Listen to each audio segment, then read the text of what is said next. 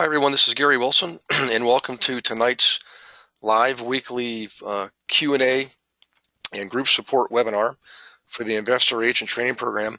Excuse me. And again, as usual, sometimes we'll have students on who've been through the program on how to buy rentals. Okay, so you'll see some veterans and from those two programs, which is awesome. A great way for you guys to learn. And I'm going to go ahead and address the first question here, and then we'll get into the content. There was a question from Ricardo. Ricardo's wanting to know, he says, last week I showed an inspection itemized form. Today I'm showing another form. Where can we get these? So these should have been delivered, Ricardo, I believe in the first module. It's possible they came with your second module because they actually belong to the second module. But at one point, I think Beverly was delivering all attachments, addendums, calculators, everything with the first module. She may have changed that to be with the second. So check what you received and go through and look for addendums and attachments. Also, I think they're actual links now. They're not actual attachments. They're links that you click on and then you get a downloadable form. So check those. If you don't see this or any others, by all means, please let Beverly and I know, or at least Beverly, okay? So in the case tonight, guys, what we're going to do is we're going to continue with what we were doing last week. So let me get back to my notes here so I know what I'm doing. And last week we did two things primarily. We've covered some other questions, but primarily what we did is we went over the physical analysis of a potential flip property. The order of inspection items that you go through, you start with the outside and work your way to the inside. We addressed specific items and talked about what to look for and some indicators, some things that you could see with the naked eye. Okay, and then we went into the next or the newest marketing campaign that I'm introducing to you guys, which is a classroom format for your clients. So if you think about the free investor forum based on your sociographic or demographic niche, or geographic in some of your cases, or a combination. If you do that free investor forum, you already know the format for that. This is something new. It's not new to me. It's new to you guys. It's a little bit more advanced, but I think you're ready for it. So what you do is you start with the same basic format as an investor workshop, but this time you make it a classroom type setting and you actually provide some instruction. So last week we went over like what do you do when you first do one, and it's basically again a month-long series. So week one you go into flips, week two you go into rentals, week three you go into wholesaling. And all those are done at nighttime, typically 7 o'clock, and whatever night of the week works best for you and your clients. The fourth one, however, typically is a roadshow. You go out on Saturday and line up some properties to look at, okay, whether they're flips or rentals or some combination thereof. And you have in the field training with these guys. And one of the most beautiful things is it really does enhance and solidify the relationship between you and your clients. It creates more loyalty. And quite frankly, you're going to develop more friendships this way. And it's just a wonderful way to instruct people, to serve them, of course, prosper yourselves. It's prosperity through service. So what happens is, on those days, a lot of times you actually will find yourself making offers on some of those properties. So you could get, I've had days where I've had as many as 4 transactions coming in at the same time. And I'll never forget, I'd close, typically 2/3 to 3/4 of them. So it is an awesome way to get some business going, okay? Also get a lot of referral business that way too, because people really more thoroughly see you as the go-to person. Even if you haven't bought a property before, if you listen in October, we're going to have an interview coming out from a girl named Kelly O'Keefe up in Leominster, Massachusetts. I just interviewed her last week. And hers is going to be put out there for you guys in October. She doesn't invest, and yet she's been servicing investors for 10 years, and she puts on workshops like this. She provides guidance, coaching, instruction, you name it, and she does it. So if you have a fear about doing that because you haven't bought anything yourself, don't worry. People have walked in those shoes before, and it absolutely does work. You let the forms do the work for you is what you do. So in any case, that's going to be part 2 of tonight's class. Okay, so let's get to it, guys. As you'll see here, this is another version of a property inspection report. Last week I showed you one, and again, you should have all these in your material, okay? Um, and you can use these for multiple purposes. You can use them to look at flips, and you can use them to look at rentals. Typically, I'll pick, you know, two out of the three. Usually is what I'll do. I usually have a pecking order I go by, and so what I'll do is I'll use something like this, okay, property inspection report, and then I'm going to go back here in a minute. So don't worry that I'm going ahead here too much. Don't worry about that. I'll use this, and then I'll go to take all this information and plug it in this right here. And this is where I do all the real uh, math, where I'm adding things up. So up here, I'm taking notes, okay? I'm just taking raw notes. Down here, I'm plugging them in to figure out what are all these things going to cost me, and then add them up at the bottom. It's an awesome way to determine the scope of a project. And I can tell you guys, when I use this format, this methodology, I know it takes a little more time, but it's more thorough, okay, because it requires you to review your notes in addition to taking them. What happens is I'm able to get very, very close to my budgets. I mean, and this particular one right here actually was within $100 of my budget at project completion time. That's really awesome when you consider it was a $28,000 project. Okay, so let's go back here, and what I want to do here is just have you guys take a deep breath and imagine for a moment you're your client, you're your investor, okay, and you're taking yourself out, you're taking your client out to a rental property. Could be a duplex, could be a 3-unit, could be a 4-unit property, okay?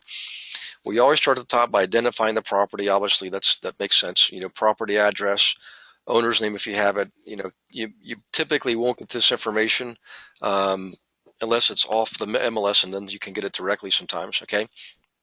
If it is listed, you write all that information down too, okay?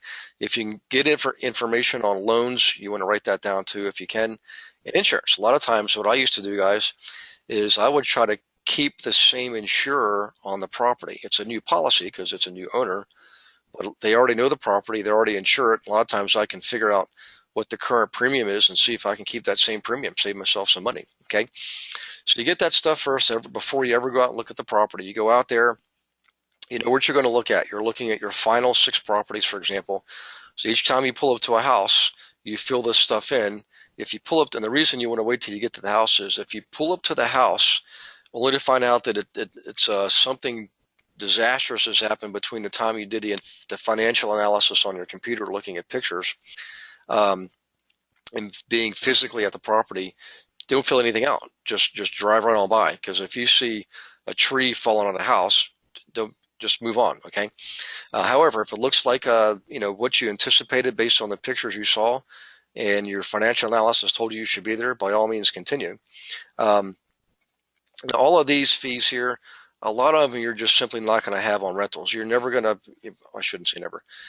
It would be highly unusual for you to need the services of an architect, okay, when you're buying a rental property, because generally you're not going to be doing much to it other than some perhaps rehab, you know, maybe some maintenance or repairs that have been deferred. But almost always you're not going to get into major remodeling projects on rentals. There's a time and place for that. There's an economy for that. And right now what you should be looking for are turnkey properties. Properties that are already up and running, they're already rented and showing a profit. And if they are, that means people like them, they're paying money for them to rent there. And so they typically will not need a lot of work like knocking walls down, okay? All this other stuff again too, that's all gonna be factored in later on in your project. If you go forward with a purchase, you're gonna have to know what all of these dollar amounts are. So I would begin to fill them in if you have guesstimations on what they are, okay? In the case of rentals, again, I'm a huge proponent of cash and an opponent of debt. However, when you're buying turnkey rental properties, I'm not opposed to financing them. In fact, I encourage it in today's market because you can get such low interest rate loans, okay? So fill all that stuff in as best you can. Do some projections because it's part of your overall cost of acquisition, okay? Okay, so now this form, the way it's set up, it has you going into the interior first. I just want to emphasize one of the things I did last week was I instructed you to go to the outside of the property first, and I still advocate that. So even though this form has interior first, later on you'll see section, here's exterior right here, as a matter of fact, okay? I always do that first, so I don't want to repeat all of that, like the order of events, but let's just go through this nonetheless, and I'll see where there might be some differences when it comes to rentals as opposed to flips. So on a roof, when it comes to a roof on rentals, if the roof looks like, again, it's dated, it's got missing shingles, curling shingles, pitted shingles, I'm going to assume that it has to be replaced, if not today, certainly very soon. And I want to account for that in my offer. I want to make sure that I didn't pay retail for the property only to find out a year later I need a new roof. Okay, you shouldn't do that. You need to account for that cost as much as you can, as much as you know about at the time you purchased the property.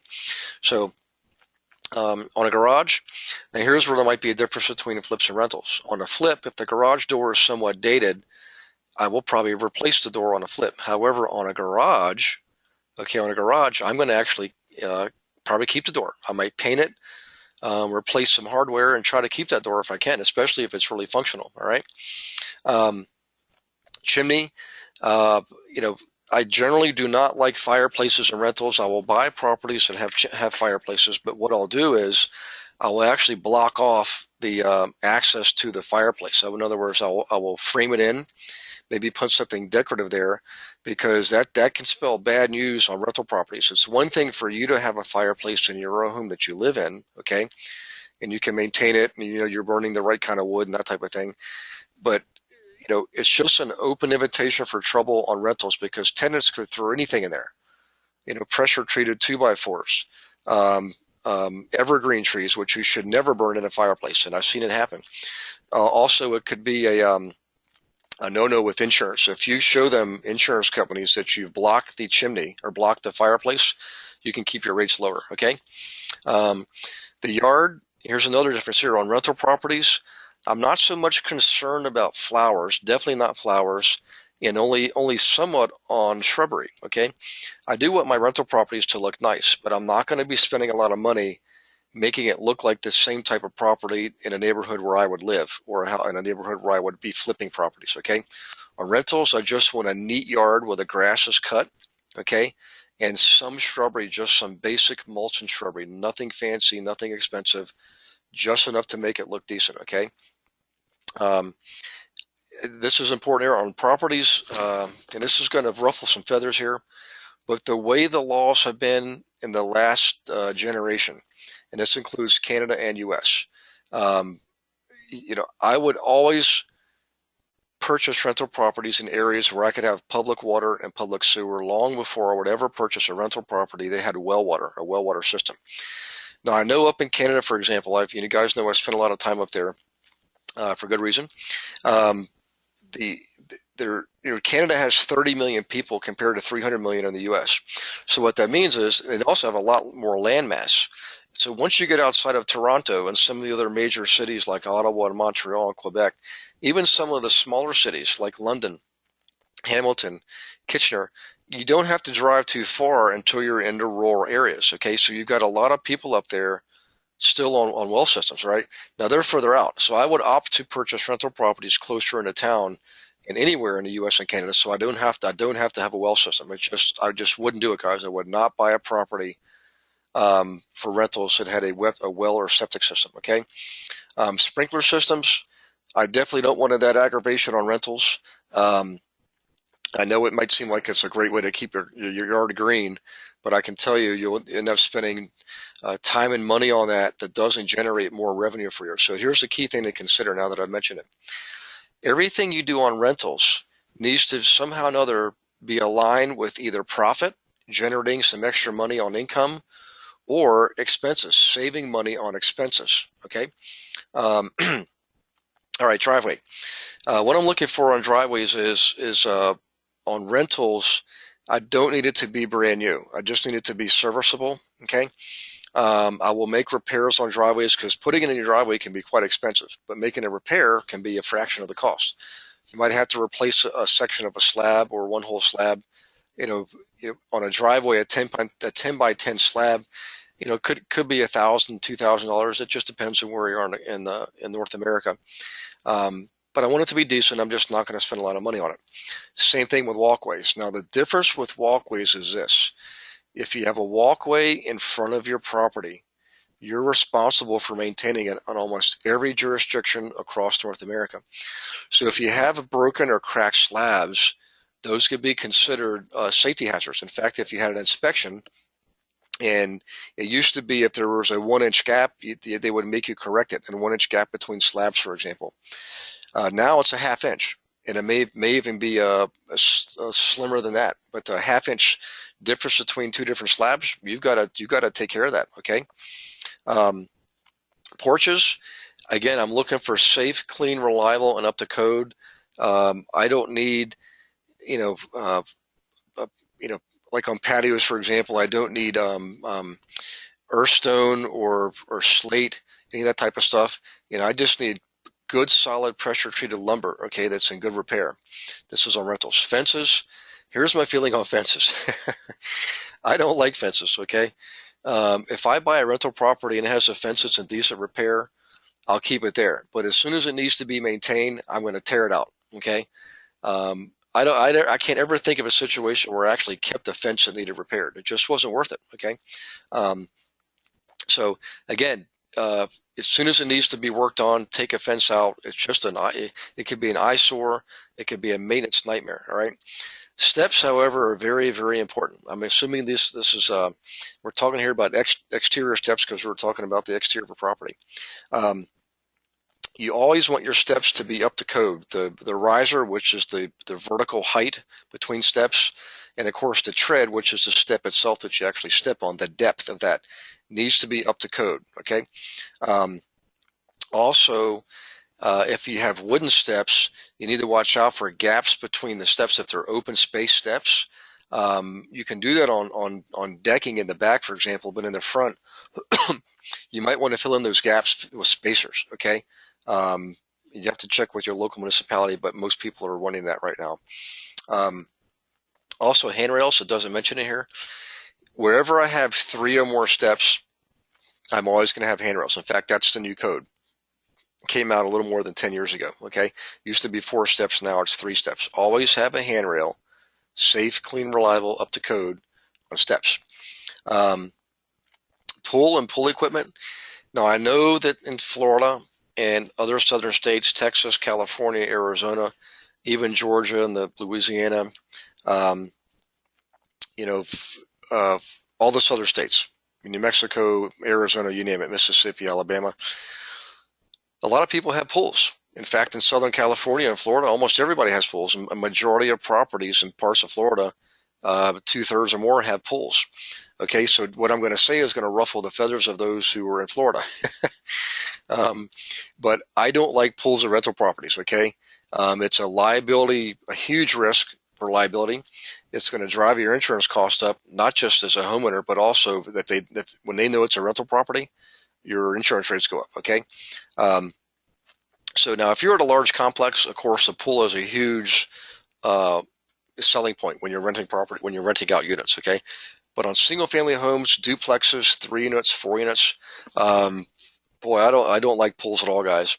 I would rather buy another property. Okay.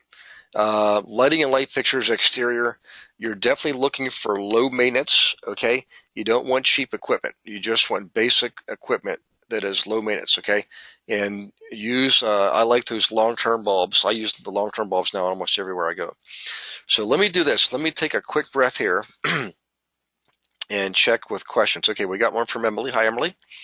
All right, so if you don't like fences, how do you deal with tenants with pets? Aha, that is an excellent question. If we have time to that, I'll get into that a little bit more, Emily, but I used to have a no pet policy only to find out that I had a lot of pets at my rentals. And I thought, what can I do to combat this? Because in spite of my best efforts, people would forget what the lease said. They wouldn't think about you or me or the owner or the landlord, and their boyfriend or girlfriend bought them a brand new puppy or a kitty. They're going to take it. Okay. So what I did was I implemented a pet policy where I allowed pets, and they had to meet certain requirements. They had to fill out an application for the pet, pay another deposit, pay extra rent, all these stipulations. And what it did is it allowed me to repel the bad pet owners and attract the good pet owners, and actually turn it into a profit center. I actually made more money by allowing pets, but I did it the right way. Now, your question is, I'm wondering, I'm guessing it had to do with the fences, okay? Um, if I had people who had pets because I allowed them, they should be walking their pets several times a day, and they can put them out there on a run line, or also a stake in the ground with a retractable leash. Again, if the fence is there, and it's working and it's serviceable, I'll keep it. But as soon as it begins to be a problem, I'm going to tear it down. The one exception would be, Emily, is if I had a tenant there who was a pet owner, and I would tell them, say, look, I'm going to be taking this fence down because it's becoming a huge problem for me, and give them the option to make the repairs themselves. And I would have them sign documents, waiving me for liability, all that kind of stuff. But I have done that, so that hopefully answers your question there. Let's see. This is Lou. Hi, Lou. Okay. What about the sidewalk in front of the house? If it needs repair, would the city, town come out and replace or fix, or would it be the homeowner's responsibility? Okay, Lou. Yeah, most cases it's the homeowner's responsibility. The only exception would be if, let's say, the one of the municipal services, like gas or water or sewage, or the city for whatever reason came out and had to dig up the sidewalk for easement or for access, then in that case, they would actually replace it. They would make the repair. In most other cases, you, the homeowner, are responsible for maintaining and the upkeep of a sidewalk in front of your house. Again, the exceptions are the city needs to do some work and they'll take care of it. Okay. Okay, let me go back to the form here. I want to cover these so you know what the differences are between flips and rentals. We covered flips last week. So again, we're on to rentals this week, and I want to save time to get into the format of the training class, or the teaching class I want to have you guys consider. And matter of fact, Emily, I would say you and your brother might be excellent candidates for that, putting on an educational platform. So hang on till the second part of tonight's webinar. We'll get into more of that, all right? Okay, back to rentals and doing the physical inspection. When I'm looking at the kitchen, I'm looking at appliances. I'm looking to make sure that they work and function properly. I'll open up the refrigerator. If the gasket is showing signs of age or deterioration, I'll have a gasket replaced. That's the rubber lining that goes around your refrigerator and your freezer doors. Okay, they're not that expensive to purchase and to install. I've done them before. Okay, if the refrigerator looks decent on the outside, in other words, it's not 25 years old and has rust spots and all that, I'll make those repairs, okay, or those improvements. Now, if it's really in bad shape, of course I'm going to replace it, but I will replace the refrigerator with a much less expensive model than I would put in a flip, okay? I can get refrigerators easily for $400 to $500 for rentals that absolutely suit the property and do the job, okay? What I would not do in a refrigerator is I will not get into repairing motors and pumps and all that kind of stuff. It's just not worth it, okay? On stoves, again, I'm looking for functionality and serviceability. I can easily replace knobs on stoves, and the burner tops, those protective plates that fit in there, you can replace those all very inexpensively, okay? You can do a good job of cleaning up a stove and making it shine and look like brand new, okay? Stoves generally will last a very long time. The only reason I would not keep an older stove is if it didn't have some of the newer safety features. I know I've run into people before that love those old stoves. The challenge is they can be dangerous. They don't have safety mechanisms built in, so that if a burner goes out, the gas automatically shuts off. That kind of thing. Newer stoves have all that. So in any case, again, it's with stoves. It doesn't have to be the newest stove in the world. I don't want it to, again, I do not want it to be dented, banged up, covered with rust, chips, all that kind of stuff. If it's like that, I want to replace it, because I want a nice place so I can attract nice tenants, so I can command nice rents, okay? And one of the areas that's going to dictate how well you do that is going to be the area of appliances, definitely appliances. Okay, dishwashers. Yes, we really like that idea. Oh, excellent, Emily. Good. Okay. So dishwashers, guys, again, this is one of those things where On a flip, I want to give them a nice dishwasher. On a rental, I don't want them to have a dishwasher, okay? Because they're a pain in the neck and they break down, they get abused, and they can cause problems. Now, if the dishwasher's there and it's working fine, I will tell the tenants, hey, the dishwasher works. You're welcome to use it. However, if you use it and it breaks down, you're responsible for the repair. So the only appliances I would maintain and supply are stoves and refrigerators because they're necessities. Dishwasher is not a necessity. It's a nice to have item. Now, if you're renting a higher end unit, let's say you're remodeling an old building that you have and you're upgrading it and you want to raise your rents, say from 800 to 1,000 a month, by all means, give them a dishwasher. Okay. Microwaves, I definitely don't supply those. On a very few occasions have I done that because the microwave was already there. If it's not there, I'm not going to supply one. On rentals, I definitely do not supply washers and dryers. Now, let me explain this. If I have a larger property, say 5 or more units, I will put coin-op laundry in the basement. In that case, I am supplying the washer and dryer, okay? But on smaller rental properties, like a duplex, for example, I will provide the laundry hookups. I will give them the opportunity to have their own washer and dryer in the basement because I can charge more rent for that to cover the excess water usage, okay? And it makes it more convenient for them so they don't have to run out to the laundromat to do laundry, which in turn makes that property more easily rentable, okay? Everybody follow me on that? So again, with washers and dryers, if they're there and they work because some other person left them, I'll keep them there. But as soon as they break down, I'll tell the tenant, hey, if you're using it and you want to keep using it and it doesn't work right now, it needs to be serviced. You have to service it yourself. And I put all that in the leases, guys. All that stuff is written in the leases. Okay. Cabinetry, what I'm looking for there is just basic, decent looking cabinets that are serviceable and functional. Okay. On the flip, remember, I'm going to make sure I have nice new cabinets and countertops and knobs and sinks. In some cases, I can get away with only putting on countertops, knobs, and faucets and sinks on flips. On rentals, as long as the countertop is not really damaged, I'm going to keep it. Okay. As long as the faucet is newer and it's not leaking and there's no damage, I'm going to keep it. Same with the sink. I don't care if the sink base, the sink bowl has been scratched and stuff like that. That's okay. What I might do is I might replace the door and drawer knobs, okay, because that's very inexpensive. That's a great way to dress up a set of cabinets. And if I did that and say replace the faucet for $50, that's not a bad deal. You got a nice looking faucet, nice knobs on the doors and drawer fronts, and it will uplift an entire set of cabinetry and countertops. You just have to use your own judgment there. If the countertop is really scratched up and dinged up, yes, I'm going to replace it. All right. On the cabinetry, though, as long as that cabinetry is functional and it's working properly, I can even take the door and drawer fronts off, have them refinished, put them back on with new knobs, and it looks like a new set of cabinetry. It works wonders, and it's a heck of a way to save a lot of money. Okay. All right. So that's the kitchen. Bedrooms, again, what we're looking at there is the wall surfaces, ceiling surfaces, the lighting fixtures, the doorknobs, okay, and the doors themselves, closet doors and the bedroom doors themselves. Generally speaking, on a rental, if the door is just old and dingy but not damaged, I'm just going to simply repaint them. Okay, that's all I'll do. And I'll replace the doorknobs if necessary. On the lighting fixtures, if they're there, again, if they're broken or damaged, I'm going to replace them. But if they're just simply dirty, I'm going to have them cleaned off. Just have a maid come in and clean off the ceiling fan blades, for example. Okay. I'm definitely going to paint. Always paint no matter what. And on carpeting, here's where again I'll be a little bit more flexible on rentals.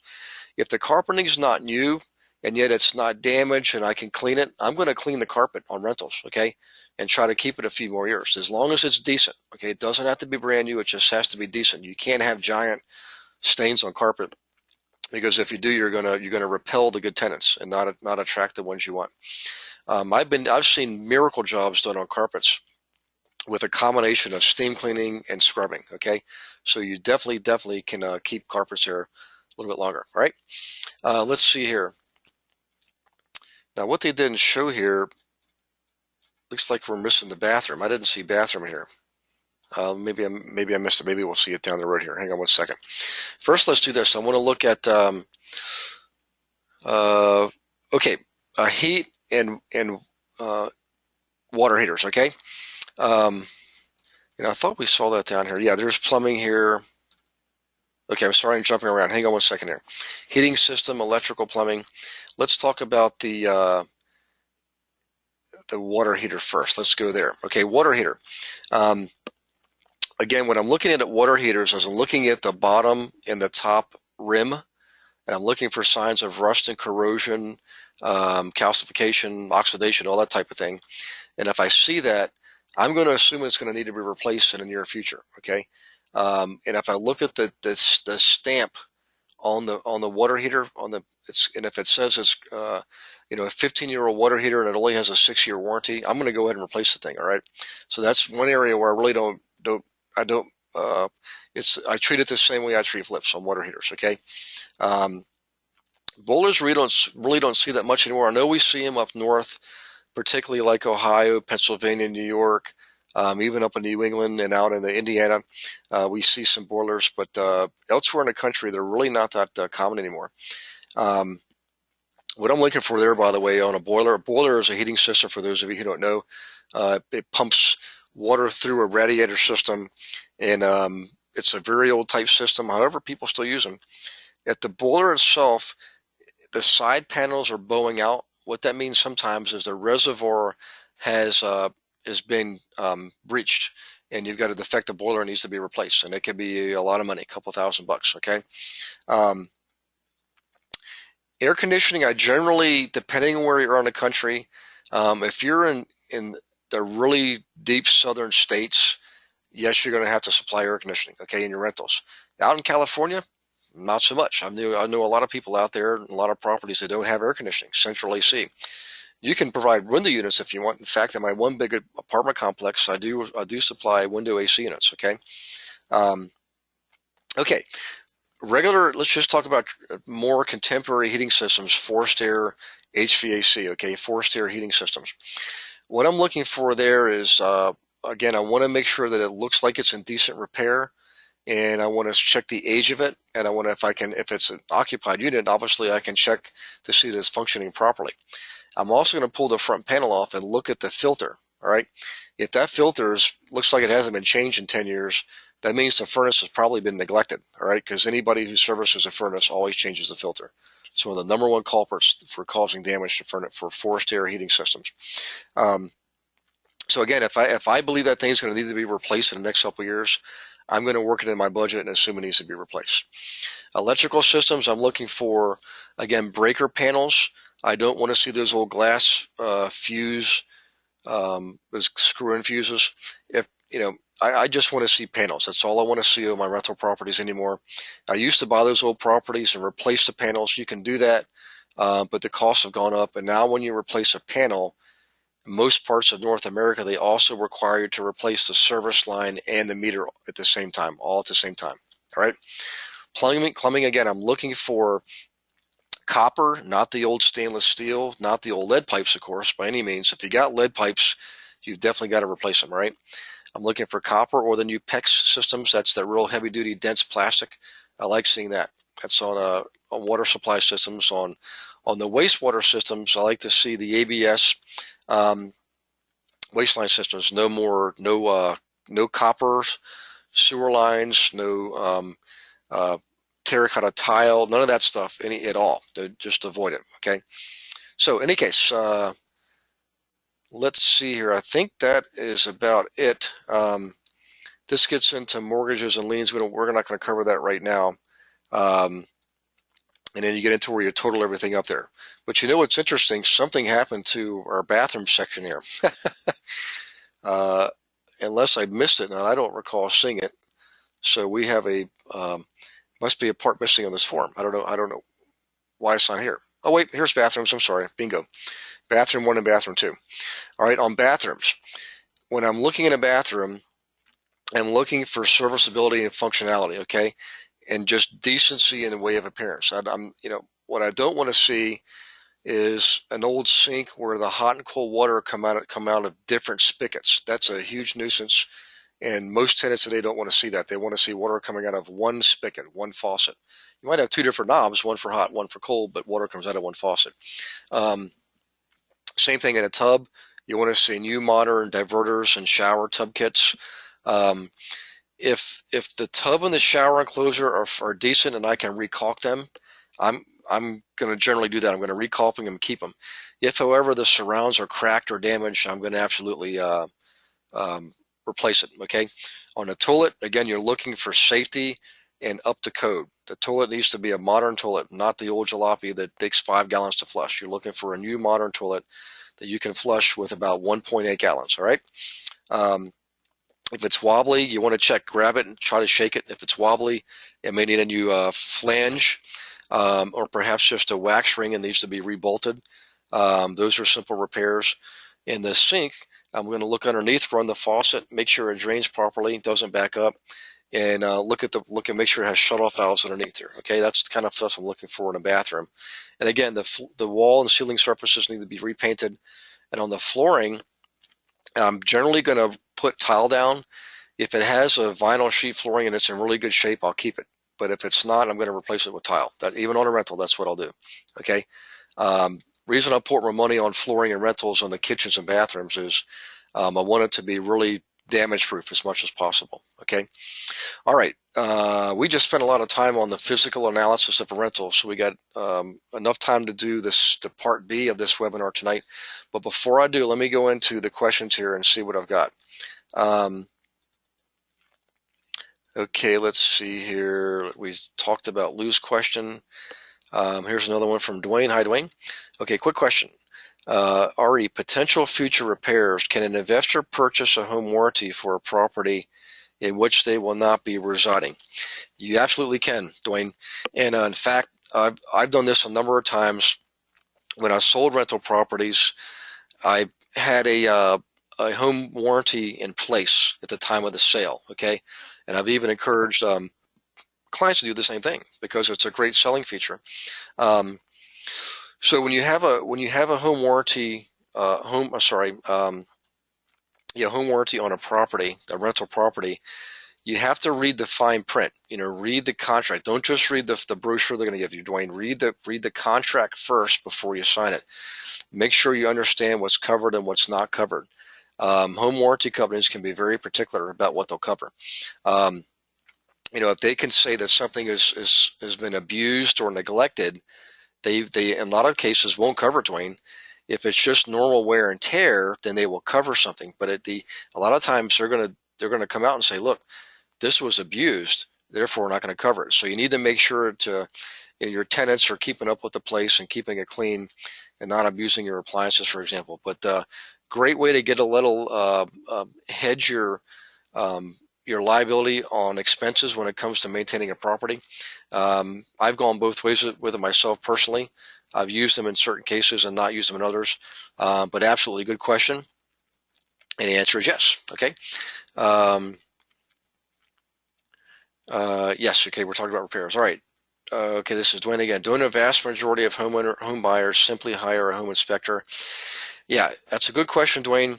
Now, what I used to do in the beginning, I would hire an inspector to go through my properties, my potential purchases with me, but I actually paid him to educate me because I didn't want to keep paying for home inspectors who were filling out reports saying they suspect this and they suspect that, and we suggest you get an expert in plumbing or an expert in heating or expert in electricity to verify these things. It ended up costing me a lot more money.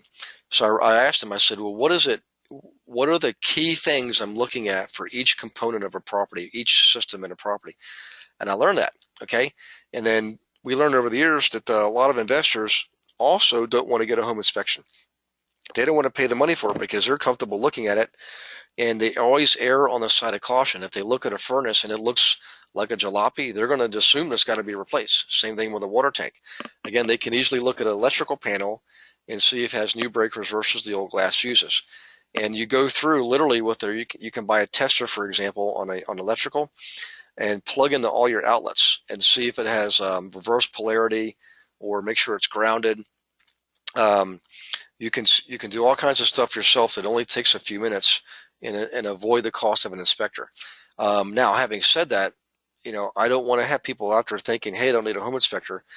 If I ever go through a property and I'm sure about something, and it could result in a $5,000 or $10,000 swing on the purchase of the property, then yeah, I'll pay for an inspector, okay? But I might get somebody specifically for one component, like, hey, come look at this roof, or come look at this electrical system, or come look at the plumbing system, or come look at the HVAC system. All right, so I might pay a guy, because that guy won't charge me $400 or $500. That guy might only charge me 100 or 200 at the tops. So that's the answer, Dwayne, to what I do with inspections on these properties. All right. I'm comfortable looking at wall surfaces and flooring and all that kind of stuff, and windows and doors. I'm comfortable running faucets and checking for drainage and all that. I'm comfortable plugging in a simple tester in outlets, so I can do all that kind of stuff. So that's what I do. Good question, by the way. Okay, let's do this, guys. Let's switch gears and let's get into the format. The format of a class that you can put on for your investors. Now, real quick, let me just jump ahead here. So let's go back to what I was doing. We filled out this form here. All right, this is what we do at the physical inspection. Then we go forward and plug all the information in this form down here. That's how you use the two together. All right. So everybody should be okay on that process. We've done it twice now in 2 weeks, once for flips and once for rentals. Okay, let me get my switch my hats here and put on my investor workshop hat. Hang on one second. Okay, now let's say you're Emily and Dwayne, and you're going to put on this month-long 4-part series education platform for your investors. Okay, and part A, the very first part, or part 1, which is the first week, we covered last week, which is the one you want to put on for people who want to buy flips, who want to flip homes. And you go in with some listings and possibly other properties you found through the county court records, or any other source, by maybe you're using the letter campaign to drum up some potential listings. Okay, and you bring in the information. If they're listings on the MLS systems, it's easy because you can print off the full listing and even print off the photos. Okay, take them in there with your analysis forms already filled out, just for one set. Okay, remember, we do one set and you keep to yourself, and you give the blank forms to your students and give them the listings and have them fill out the forms as best they can on those listings, and you lead them and guide them by using your master sheet, your master form, which has already been pre-filled, filled in. Okay. Yes, you can hand it out too, but you really want to, I promise you guys, if you have them go through the exercise themselves and rely on their own intuition and instinct and asking themselves questions, let them benefit from all that learning from doing it from scratch. If you give them forms already filled in, they're just simply going to copy the information and really not going to learn as much. They're going to learn more by challenging themselves to be intuitive and ask the right questions. And at the classroom, what you're going to do is, first focus on the financials. Have them fill out the cash flow worksheet. In the case of rentals, again, this is for tonight. We're doing rentals tonight. Focus on the cash flow worksheets and fill those in based on the information you gave them or they have from the listings. Okay, the rents, the expenses. Have them do those sheets themselves. Okay. Then what you can do is, assuming you went out and actually saw some of these properties yourself, you then give them the rehab worksheets that we just went over, okay? And you're gonna vocally tell them and show them, if you have pictures, for example, what you saw at the property. So you're gonna have them fill out these forms up here, okay? And then come down here and fill these forms in, all right? And it's going to take a while. The rental class is going to take a little bit longer than the flip class. It just is, because there's just more to it. It's not just buying a home that you're going to sell for profit. You're actually buying a home that becomes a business that you're going to be renting out, and you're going to have income and expense and profit and loss and asset and liability. All this stuff is a little more detailed on rentals than it is flips. In any case, so when you prepare for the flip class, you came in prepared with certain information, and you walk them through filling out those forms. Same format on the rental workshop. You're going to show up with these sheets here for the physical analysis, and also the cash flow worksheet. You guys should remember the cash flow worksheet. Let's just jump forward, and we will get to the cash flow worksheet because I know it's right up here. And there it is. So you give them blank cash flow worksheets, okay, and give them the listings, or if you have other potential properties to purchase, give them the information on those properties, have them fill in these forms with the rents and the expenses and calculate their net operating income, okay? Now let me do a quick pulse check here because it looks like I saw a question or two come in.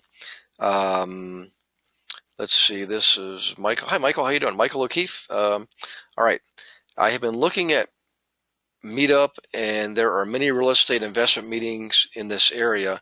How can we differentiate ourselves? Excellent question, Michael. Okay. Most of your workshops, Michael, and for everybody else on the webinar, are going to be niche specific. In other words, based on demographic or social graphic information. So when you set up your investor workshop for your community, you don't want to just make it geographically based. Okay, you want to somehow or another focus on demographic or social graphic data, such as your background. Maybe you were in a different industry prior to real estate. Maybe you were former military, so you want to set up one. Let's say you're up in Worcester, Massachusetts. Worcester, Massachusetts investor workshop for former military or retired military. That's an example of a niche workshop. You could also do for teachers, for single moms, for dentists, for photographers. We've had all kinds of groups. It just goes on and on and on. For different engineering groups, engineers love this stuff, and there's dozens and dozens of different types of engineers. And if you're around a university, it's a great way to attract those people. So, in any case, so for your meetup, what you do, Michael, is don't be intimidated by the number of other groups that are out there. They're all trying to cater to all investors. If you look at them, every single one of them is a general purpose investor group. I know it because I looked at them. They're all saying, Boston Investors Group, RIA of Boston, RIA of Northern Virginia, RIA of San Francisco, of Stockton, of Sacramento, Virginia Beach, of Newport News. It goes on and on. Same thing up in Toronto. I mean, there's a number of investor groups, but they're all broad category investor groups. They all charge money, okay, and they all get up there and do all the talking. Your investor workshop is going to be free to your clients. You're not going to charge money. It's generally going to be niche specific, okay, and you're not going to let investors get up there and parade their properties. And also, you're only going to be speaking for about 5 minutes, and you're going to turn the floor over to your consumers, to your clients, and let them talk amongst themselves about their flip, their rental, their rehab, whatever. Okay, now fast forward, and looking at tonight's topic is an educational platform. So what you're going to do is you're going to focus on your niche, okay, and you're going to present this in the form of a class. So you've got your niche. Let's just say you're doing Worcester, Massachusetts investor group for retired military or reserves or active duty military, whatever it is you want to do, okay? And you're going to tell them that you have a special series coming up that's going to help them understand more thoroughly what it takes to buy rentals, what it takes to buy flips, what it takes to wholesale. And you're going to present it in a series, in a 4-part series, okay? So you're creating this 4-part series, again, flipping being the first part, rentals being the second part, wholesaling the third part, and then out in the field being the 4th part. Now, these other investor clubs, again, they're going to do in the field training too. But again, yours is going to be focused on a specific group of people, and you're not going to charge money for your 4-part educational series. Over time, you will. I can tell you in a few months you're going to start charging money for this. In the beginning, though, you're just simply looking to get your clients in a classroom setting where they're learning to not just the material, but learning to trust you. And more importantly, get them out there on that 4th week on a Saturday looking at properties. They're going to be salivating at that point, hungry, thirsty to buy their first property. And now they're going to be going through properties directly with you in person, filling out forms, taking pictures, okay? And again, in almost all cases, making offers. You should have a couple offers coming in that day on a couple of different properties, all right? As long as you did a good job of selecting them up front, all right? Remember, in this format, you're selecting the properties. This is different. This is different than what we normally teach. But it is an awesome, awesome way to gain clients, gain loyalty, and gain some commissions. So in any case, good. That was Michael. Good question, Michael. Okay, now back to the format. So you show up all of your students show up. You hand out some listings of example rental properties, okay? You hand out the blank cash flow worksheet and the inspection reports, the inspection forms that we just gave you and went over earlier, okay? And you have them go through the worksheet first on cash flow. Have them cover cash flow first. Remember, that's one of our hallmarks in the system is we always do financial analysis first before we ever go out into the marketplace and physically look at properties. We do financial analysis first every single time. That way you can eliminate easily the wheat from the chaff. Why would you go do a physical analysis on a property if you already know it has a very slim chance of making a good investment? So you do that first, and you have the rents, you have the expenses. If they're not on the listings, you've got to get them from the listing agent. And if you choose to do that, I choose to focus only on rental listings that already give me the information I need. I don't have patience to chase down realtors who don't fill in the information. Now, in some cases, they're in there in a form of attachments. I've seen that a lot. A lot of realtors will have an attachment on a listing that gives you all the income and expense data, and that is awesome. Print them out and take them to your students, okay? So in any case, you have them go through these forms first. Just take one property first. Go through one property, cash flow worksheet, and then do the physical analysis form based on you seeing the property ahead of time. And then you go through the next property. Then you go to the next property and do that. And this class is going to take you some time, okay? Because it's going to probably take you a couple hours, I bet you. By the end of the night, you're going to have a lot of very interested, excited students who want to go see these properties, all right? Okay, now let's see. We got some questions here, so let's take a quick check here. This is from Pat Callahan. Hi, Pat. Okay. All right. Is there any conflict of interest if more than one client wants to purchase the same property when you go out in the field the fourth week? Nope. And Pat, I've had that happen before. In fact, that's a good thing.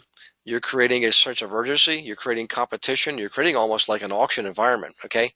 What you tell people is everybody submit their offers. You play no favorites. You'll submit them all, just like you would submit one, and may the best man win. Okay.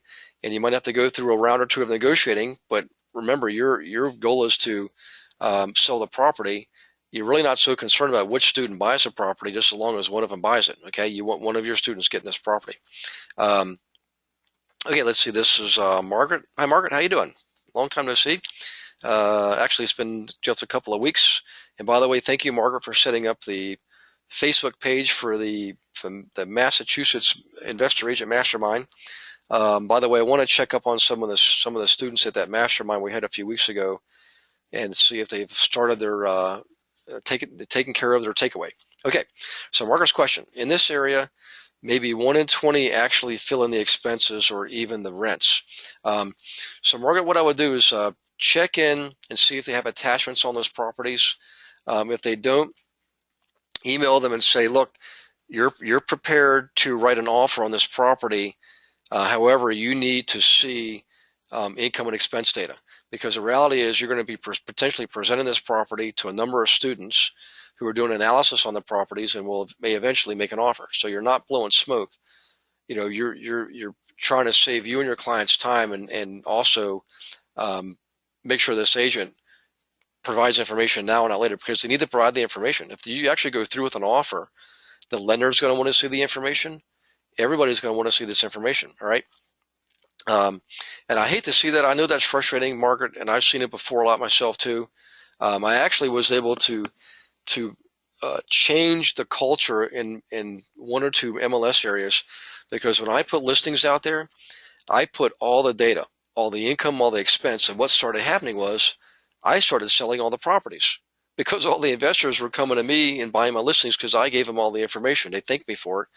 And then all of a sudden, all the sellers realize, hey, this guy's selling all the properties. I'm going to give him the listings. Okay, so you can actually do yourself a huge service by starting that trend yourself, starting it with buyers and eventually with the sellers. Okay, and by the way, that only took probably, I bet, just a little over a year before the tide started turning, and I started having other agents. And if you want, actually, I'll just tell you one for example, because he has 2 of his agents going through this training program.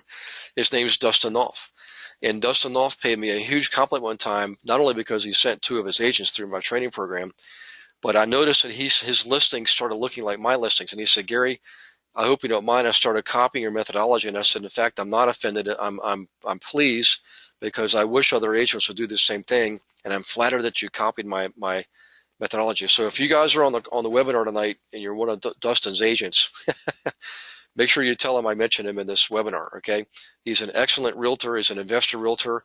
Does a heck of a business, and because he does this, that's a good example of market of what I'm talking about. Okay, back to the class format. So you basically remember you're just the guide, you're the consultant, you're the classroom teacher in this format, and your clients out there at these tables are actually doing the work. They're filling in the cash flow sheets, they're filling in the inspection forms, okay, and they're doing all the work. You're simply guiding them, you're helping them through the process, okay? It's a great way to have them get conditioned to work with you on your terms, have them get conditioned to doing all the analysis so you're not doing all the analysis, because going forward, keep in mind, you're not going to be doing the analysis anymore. These guys from this day forward will do all the analysis. It is well worth the effort for Margaret and everybody else. Well worth the effort. I can promise you that. In fact, over time, boy, I can tell you, I had classrooms fill up with, probably an average of 20 to 30 people, 20 to 35 people every time I did one. All right. And I would get, every month I probably would get 4 to 5 to 6 transactions every month just from this one format. It's that powerful. Okay. Any case, that's pretty much it for the format, guys. So for Emily and Dwayne, if you guys want to pursue this as your first launch and you're comfortable doing it, by all means, you just let me know. I'll help you figure out that first launch using meetup.com.